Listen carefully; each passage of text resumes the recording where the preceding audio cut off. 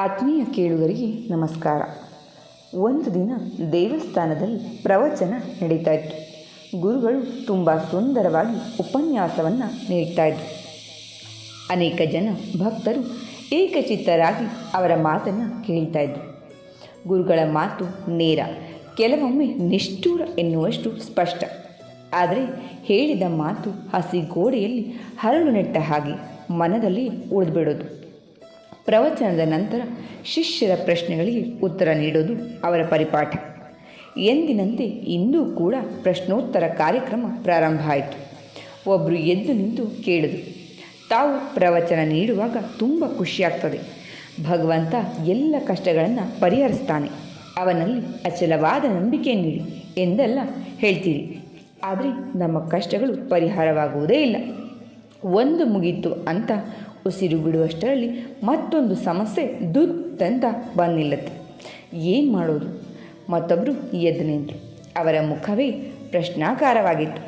ಸ್ವಾಮಿ, ನನ್ನ ಮಗಳಿಗೆ ಹುಟ್ಟಿನಿಂದಲೇ ಕಾಯಿಲೆ ಬಂದಿತ್ತು. 6 ವರ್ಷಗಳ ಕಾಲ ಬಿಡದೆ ಆಕೆಯನ್ನು ವೈದ್ಯರ ಹತ್ತಿರ ಕರೆದೊಯ್ದೆ. ನಿಧಾನವಾಗಿ ಗುಣವಾಗ್ತಿದೆ ಅಂದಾಗ ಕಣ್ಣು ಬೇನೆ ಪ್ರಾರಂಭ ಆಯಿತು. ಅದಕ್ಕೊಂದು ವರ್ಷ ಓಡಾಡಿದೆ. ಅದೂ ಸರಿಯಾದಾಗ ಅವಳು ಕಾಲೇಜಿಗೆ ಹೋಗುವ ಚಿಂತೆ, ನಂತರ ಮದುವೆ ಚಿಂತೆ.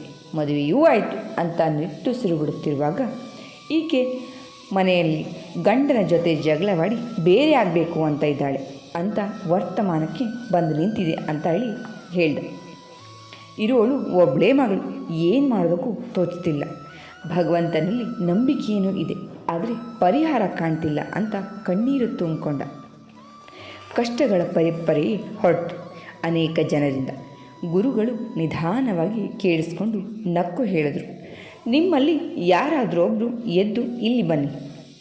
ಒಬ್ಬರು ಮೇಲೆದ್ದು ಅವರ ಪಕ್ಕದಲ್ಲಿ ಹೋಗಿ ನಿಂತು ಗುರುಗಳು ಹೇಳಿದರು, ನೋಡಿ, ನಿಮ್ಮ ಪಕ್ಕದಲ್ಲಿ ಒಂದು ನೀರು ತುಂಬಿದ ಲೋಟ ಇದೆಯಲ್ಲ, ಅದನ್ನು ಕೈಯಲ್ಲಿ ತೆಗೆದುಕೊಳ್ಳಿ ಅಂದರು. ತೆಗೆದುಕೊಂಡು ಅದು ಭಾರ ಆಗಿದೆಯೇ ಅಂತ ಕೇಳಿದ್ರು ಗುರುಗಳು. ಇಲ್ಲ, ಹಗುರವಾಗಿದೆ, ಪುಟ್ಟ ಲೋಟ ಅಲ್ಲವೇ ಅಂತ ಹೇಳಿ ಶಿಷ್ಯರು ಹೇಳಿದರು.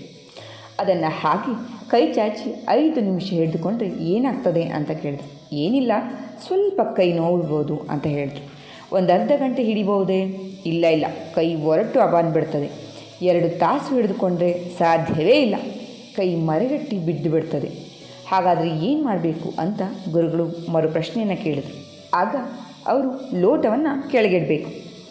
ಆಗ ಗುರುಗಳು ಹೇಳಿದರು, ನೋಡಿ, ಲೋಟದ ತೂಕ ಹೆಚ್ಚಾಗಲೇ ಇಲ್ಲ, ನೀವು ಹಿಡಿದುಕೊಂಡಿದ್ದ ಸಮಯ ಹೆಚ್ಚಾಗ್ತಾ ಇತ್ತು.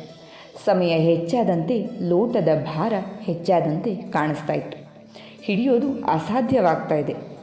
ನಮ್ಮ ಸಮಸ್ಯೆಗಳು ಹಾಗೆ, ಹೆಚ್ಚು ಹೊತ್ತು ತಲೆಯಲ್ಲಿ ತುಂಬಿಕೊಂಡಷ್ಟು ಭಾರ ಆಗ್ತಾ ಹೋಗುತ್ತೆ. ಅವುಗಳನ್ನು ಕ್ಷಣಕಾಲ ಕೆಳಗಿಡಿ, ಭಗವಂತನ ಧ್ಯಾನ ಮಾಡಿ, ಮನಸ್ಸು ಬೇರೆಡೆಗೆ ತಿರುಗಿಸಿ, ಮತ್ತೆ ಅನಂತರ ಸಮಸ್ಯೆಯ ಕಡೆಗೆ ಮನಸ್ಸು ಕೊಡಿ.